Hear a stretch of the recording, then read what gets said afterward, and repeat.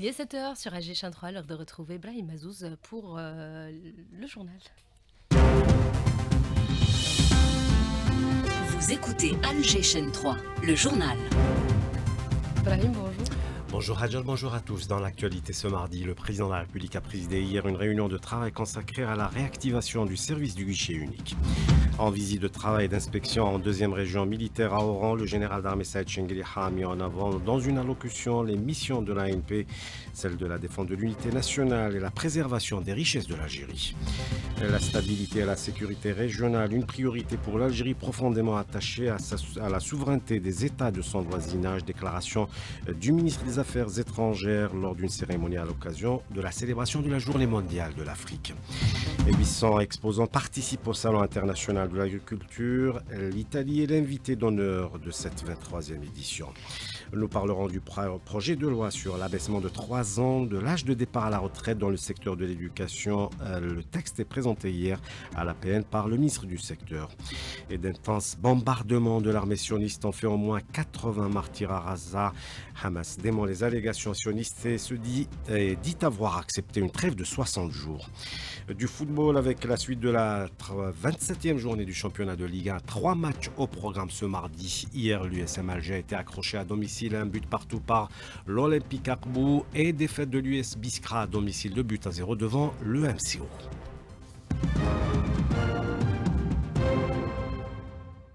Bonjour à tous. Le président de la République, Majid Tebboune, a présidé hier une réunion de travail consacrée à la réactivation du service du guichet unique. Pour rappel, le chef de l'État avait évoqué lors d'un conseil des ministres et également lors de la rencontre avec les opérateurs économiques le 13 avril dernier la nécessité de mettre en place rapidement et dans un délai d'1 mois le guichet unique, soulignant qu'il est la solution radicale au problème du foncier destiné à l'investissement. Ce guichet unique comptera des représentants de différents secteurs ministériels ainsi que des banques. Et le général d'armée Saïd Chengueliha, chef d'état-major de l'ANP, a entamé hier une visite de travail et d'inspection en deuxième région militaire à Oran. Une visite dans le cadre du suivi de la deuxième étape des programmes de préparation au combat au titre de l'année 2024-2025. Saïd Chengueliha a mis en avant dans une allocution les missions de l'ANP dans celle de défense de l'unité nationale et la préservation des richesses de l'Algérie. On écoute un extrait de son allocution. Parmi les récoltes et les fruits du succès que l'armée nationale populaire a hérité de l'armée de libération nationale figure son aspiration constante à être à la hauteur des exigences de son devoir national et de ses nobles missions constitutionnelles qui consistent essentiellement à défendre la patrie, à garantir l'unité nationale, à préserver ses richesses et à sauvegarder sa souveraineté nationale et la liberté de sa décision.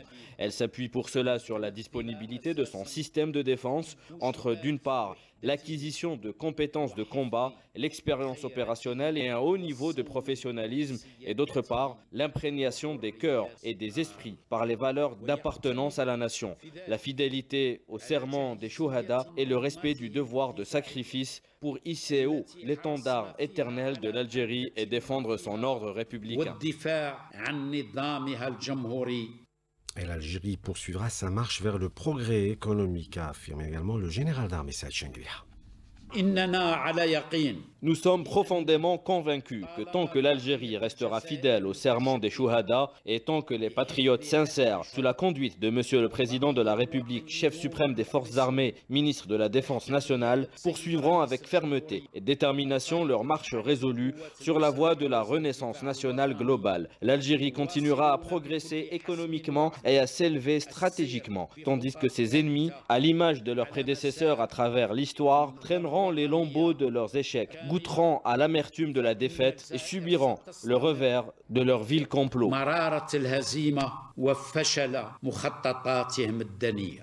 L'Algérie n'a jamais tourné le dos à son appartenance africaine, déclare Ahmed Attaf. Et l'engagement de l'Algérie à défendre les intérêts de l'Afrique au niveau notamment des instances internationales est souligné par le chef de la diplomatie algérienne hier lors d'une cérémonie à l'occasion de la Journée mondiale de l'Afrique. Ahmed Attaf a mis en avant la nécessité d'unifier la voix du continent. L'Algérie s'engage à poursuivre et à intensifier ses efforts au niveau de toutes les instances africaines et au Conseil de sécurité de l'ONU pour unifier et porter haut la voix de l'Afrique à l'échelle mondiale et de défendre les intérêts de l'Afrique, les aspirations de ses États et les attentes de ses peuples. Pour le président de la République, cet engagement ne relève pas d'un choix politique ou stratégique dicté par des circonstances passagères ou des calculs conjoncturels, mais découle d'une conviction profonde ancrée dans l'identité africaine de l'Algérie et dans sa conscience historique africaine. Et la stabilité et la sécurité régionale, une priorité pour l'Algérie profondément attachée à la souveraineté des États de son voisinage, a déclaré Ahmed Attaf. L'Algérie n'a jamais tourné et ne tournera jamais le dos à son appartenance africaine en général et à son voisinage sahélo-sahérien en particulier. L'Algérie ne permettra jamais que la sécurité et la stabilité de son voisinage et de son espace d'appartenance soient menacées, car sa sécurité et sa stabilité sont indissociables de celles de son environnement. C'était le ministre des Affaires étrangères, Ahmed Attaf. On reste avec l'Afrique et le ministre des Finances, Abdelkarim Bouzred, qui participe aux assemblées annuelles du groupe de la Banque africaine de développement. Les travaux se déroulent à Abidjan. Cette session est marquée par l'élection d'un nouveau président de cette institution financière continentale. L'Algérie est, pour rappel, le troisième actionnaire régional de la BAD. Elle compte jouer un rôle clé à l'occasion de cette élection qui s'annonce assez serrée entre les 5 candidats en lice, souligne le ministère des Finances. Le Salon international de l'agriculture et de l'agro-industrie a ouvert ses portes hier au Palais des expositions des Pins Maritimes. 800 exposants sont présents à cette 23e édition et l'Italie est l'invité d'honneur. Ce salon est un espace d'échange, d'expertise et d'exploration d'opportunités d'exportation, notamment à Rimboukadou. L'Italie s'impose depuis plusieurs années comme l'un des partenaires économiques les plus stratégiques de l'Algérie. Les relations commerciales entre les deux pays ne cessent de se renforcer, portées par une volonté commune de diversifier et d'approfondir leur coopération bilatérale. Andrea Amanti, manager d'une entreprise italienne. On espère bien que ça va développer de plus en plus. Au niveau des mentalités, il y a beaucoup de choses similaires entre notre deux pays. Maintenant, il y a une très grande relation entre les deux gouvernements. La coopération algéro-chinoise se consolide davantage. L'Algérie, un marché juteux qui réunit le savoir-faire, l'expertise et la richesse. Des investisseurs étrangers sont en quête de partenaires locaux pour s'implanter en Algérie. Sophia Lou, représentante d'une entreprise chinoise. C'est notre première fois ici. Nous essayons de trouver davantage de clients et d'opportunités. Je pense qu'il y a plus en plus de possibilités pour nous de coopérer avec des clients de votre pays. Les acteurs économiques mauritaniens présents ici en Algérie ont un objectif, trouver de nouveaux partenaires pour renforcer la coopération économique entre les deux pays. Mohamed Limen, représentant d'une entreprise mauritanienne. Établir des relations avec de nouveaux clients et découvrir de nouveaux marchés est bien entendu essentiel. Le marché algérien est un marché prometteur et compte tenu des immenses potentialités dont dispose l'Algérie, nous ne pouvions pas manquer cet événement. L'enjeu aujourd'hui est clair, donner un nouveau souffle à la coopération régionale et faire rayonner la production nationale à l'échelle internationale. Un compte rendu signé Rimboukadou. Le projet de loi sur l'abaissement de l'âge de la retraite dans le secteur de l'éducation a été présenté hier à l'APN par le ministre du secteur. Le texte permet aux enseignants des 3 cycles, aux inspecteurs et aux directeurs d'établissements éducatifs de bénéficier à leur demande d'un départ à la retraite à l'âge de 57 ans. Compte rendu Ibti Aladoun. Ce texte a suscité plusieurs interventions de députés soulignant tant l'importance sociale de la mesure que les implications qu'elle pourrait avoir sur le système éducatif. Ali Rbidj, député du parti FLN. Nous saluons ce projet et nous œuvrons pour sa mise en œuvre et son application, car il s'agit d'une décision historique qui rend justice à une catégorie importante et sensible. C'est une catégorie qui, plus que tout autre, a servi ce pays, car c'est devant cet enseignant, devant ce professeur, que sont passés le ministre, le député, le médecin et l'ingénieur. À eux vont toute notre gratitude, notre respect et notre reconnaissance. Lors du débat, le député indépendant Mir Mohamed a salué notamment cette disposition, la qualifiant de juste et attendue. Nous adressons notre reconnaissance au président de la République qui a tenu parole par la décision de réduire l'âge de départ à la retraite pour la famille de l'éducation. Il a incarné l'esprit de justice sociale et la fidélité de l'État envers son peuple. Ce n'est pas une simple décision administrative, mais un message de respect et de considération pour tous ceux qui ont enseigné, élevé et consacré leur vie au service de la nation. Cette réforme marque une avancée notable dans la reconnaissance des carrières éducatives en offrant davantage de flexibilité pour le départ à la retraite tout en tenant compte des réalités du terrain. Des actions sont menées pour désengorger le port d'Alger. Dernière en date hier, la mise en service d'une zone de dégagement portuaire ou port sec sous contrôle douanier. Elle est d'une superficie de 45 000 m². Elle est située à Ruiba. Lina Touche. Prolongement direct du port d'Alger, ce nouveau port sec vise à fluidifier les opérations commerciales. Talaï Amin, responsable de la zone de dégagement du port d'Alger. C'est une zone d'une superficie dans les environs de 4 hectares. Les capacités d'entreposage, c'est 2400 unités. Nous disposons aussi de toute une infrastructure parce que nous sommes déjà un prolongement du port d'Alger. On est là à la disposition de tous les opérateurs économiques pour leur faciliter les opérations commerciales. Une infrastructure appelée à soulager le port d'Alger puisqu'elle absorbe à elle seule 10% de l'activité du port, nous dit Saïd Saïoud, ministre des Transports. Le port d'Alger, le taux d'occupation particulièrement, il dépasse les 90%, ce qui crée pratiquement une pression extraordinaire, soit pour la gestion du port lui-même, ou soit aussi pour les importateurs et les exportateurs. Cette zone, elle va participer à diminuer cette pression. Elle va mettre aussi les gestionnaires dans une situation très confortable pour gérer les marchandises. Cette zone, c'est la troisième qu'on est en train de le mettre en exploitation après la zone de Texter, donc à Borj-Bouarérégé qui dépend du port de Bijaya. Une zone aussi au niveau de la wilaya de Skikda qui dépend du port de Skikda. Une initiative qui s'inscrit dans la politique d'extension des capacités portuaires au service d'une économie plus fluide et compétitive. Le livret foncier électronique remplacera progressivement le livret papier. Le directeur général des domaines en a fait l'annonce hier sur les ondes de la radio nationale. Il était l'invité du forum de la chaîne 1. Abdelrahman Hadi est revenu également sur la plateforme Fada Al Jazeera. Elle est déjà accessible via le mobile. Ces propos sont recueillis par Sofia Boukacha. Ce portail a permis de réaliser plus d'1,8 million prestations et a enregistré plus de 7 millions de visites. Il offre désormais plusieurs services, notamment l'accès aux conservations foncières ainsi qu'aux services cadastraux. Il permet aux citoyens et aux professionnels d'extraire des documents administratifs sans avoir à se déplacer physiquement. Le directeur général des domaines au micro de Sofia Boukacha. De retour en Algérie, 14 lauréats du concours Huawei qui s'est déroulé à Shenzhen en Chine ont été honorés hier lors d'une cérémonie en présence de plusieurs ministres. Les étudiants ont été récompensés pour leurs travaux pour la modernisation des services dans divers secteurs, dans la santé et l'éducation. Samir Alioun. Après avoir hissé le drapeau algérien dans le ciel de la ville de Shenzhen en Chine, les 14 lauréats algériens sont au cœur d'une cérémonie organisée à l'occasion. Abdelraouf Abla, étudiant à l'université de Boumerdès. J'étais chargé d'établir un programme dédié à la veille médicale et à l'éducation à travers l'intelligence artificielle pour aider le médecin avec la prise de décision. Un travail d'équipe pour lequel les étudiants se sont préparés pour relever les défis d'aujourd'hui et de demain. Mohamed Belloul, étudiant à l'École nationale supérieure d'informatique à Sidi Bel Abbas. Dieu merci, nos efforts nous ont permis de recevoir ce prix prestigieux. Nous allons continuer sur cette lancée pour améliorer nos compétences et arriver à des niveaux plus élevés.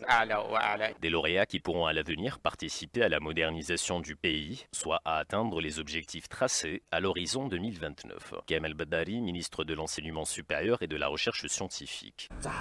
Vous avez reçu le message de félicitations du président de la République, honorant cette distinction que vous avez remportée pour l'Algérie nouvelle. Le président de la République croit en vous, en vos compétences, en votre détermination, en votre amour pour votre patrie. C'est vous qui réaliserez, avec la volonté de Dieu, les objectifs de cette Algérie victorieuse durant la période 2024-2029. Les lauréats, toutes spécialités confondues, ont à leur tour remis une médaille au président de la République, attestant du soutien et accompagnement conféré à une jeunesse qui aspire à innover pour contribuer au développement de l'économie de la connaissance et de l'économie nationale.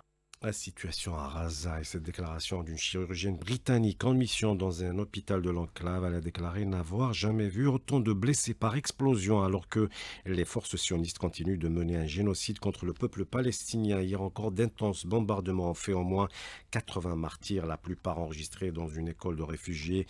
Et sur le plan diplomatique, le mouvement de résistance Hamas dément les allégations sionistes et dit avoir accepté une trêve de 60 jours contre échange de prisonniers et retrait partiel de l'occupant israélien. Et l'association marocaine des droits humains a affirmé que la politique répressive adoptée par le Marzen, la propagation effrénée de la corruption ainsi que l'intrusion et l'emprise de l'entité sioniste sur des pans entiers de la vie au Maroc sont en train d'accélérer la décadence du royaume. Retour chez nous pour parler de la journée nationale des scouts musulmans algériens. Ce 27 mai, elle a été instituée pour rappel en 2021 par le président de la République et cette date marque aussi le souvenir du martyr Mohamed Bourras, fondateur du mouvement. Il a été exécuté par l'armée coloniale française en 1941. On écoute Aïssa Qasmi, chercheur en histoire. Il revient sur la contribution des scouts pour l'indépendance de l'Algérie. Il est contacté par Maël Kens. Le mouvement des scouts était un mouvement non politique. Il échappait au contrôle de la police, au contrôle des moyens d'information coloniaux. Il a mené une action extrêmement importante, profonde, dans la préparation, la formation des jeunes Algériens soumis à la répression coloniale. C'est une organisation qui a joué un rôle très important dans toutes les régions du pays par la formation des scouts. Sur les 22 membres du CRUA, du mouvement national et puis de l'OS, qui avaient participé à la réunion du 23 juin 1954, qui ont lancé la préparation de l'action armée, 18 étaient membres des scouts musulmans algériens. Le Cheikh Ben Badis avait introduit le scoutisme dans l'organisation des oulémas algériens pour contribuer en même temps, parallèlement au travail qu'avait fait Mohamed Bourras. Et on va parler culture à présent et la culture populaire algérienne avec une histoire passionnante et complexe, celle d'une femme, Lalla Oumlhani, connue dans la région de Oulad Djellal, et Kamal Zouine, auteur d'un ouvrage, d'un clip et d'un film documentaire, met en avant le personnage historique. Nadia Siassi l'a rencontré. هاني ابنة الباي رجب وامرأة إسبانية فاتنة. Lalla Oumlhani est une personnalité historique qui aura marqué la mémoire collective d'Oulad Djellal à Biskra et de toute l'Algérie. Connue pour sa beauté, sa force, sa résistance et ses décisions, ce qui motive Kamal Zouine, passionné d'histoire et de patrimoine, à réaliser un film documentaire qui retrace le parcours de cette guerrière au milieu des nomades. Lalla Oumlhani, c'est Oumhani bint Rajab Bey. C'est une princesse, la fille du bey de Constantine, et sa mère est une mauresque qui s'est échappée de l'Andalousie après la chute de la reine islamique. Sa mère était très très belle, et elle aussi. Son père, Rajab Bey, est venu après Mourad Bey. Mourad a commis un massacre envers les Douaouda. Ahmed Ben Sakhri, Cheikh al-Arab à l'époque, révolté contre le palais du bey. Mourad Bey a trouvé une solution très intelligente. Il a donné la main de sa fille Oumhani au frère de Cheikh al-Arab, El Guidoum. Ils ont eu 4 enfants, et El Guidoum est décédé. Cheikh al-Arab Ahmed Bey a été marié avec Oumhani alors qu'il avait une femme qui s'appelait Rajraja, c'est la fille de Cheikh Zawiya al-Rahmaniya de Mejana. Après cette période, Oumhani a pris les commandes de la tribu du Douaouda et elle a pris aussi les commandes de l'armée. L'esprit de Lalla Oumlhani reste vivant dans les chants populaires et dans les valeurs transmises à Oulad Djellal à Biskra. Le film documentaire et le clip Lalla Oumlhani de Kamal Zouine sont visibles sur les réseaux sociaux. On termine avec le football et la suite de la 27e journée du championnat de Ligue 1. 3 matchs au programme sur les ondes de la chaîne 3 à partir de 17h. MCL Beyed CS Constantine, JS Saoura, MC Alger, CR Bluesdead, Paradou AC. Hier, l'USM Alger accroché à domicile par l'Olympique Arbouin, but à 0, alors que l'US Biskra a un pied déjà en Ligue 2 après sa défaite face au MCO de but à 0. Matin Sport dans un instant avec Mohamed Djiboul. C'est la fin de ce journal. Merci d'avoir suivi la météo à James Saudi.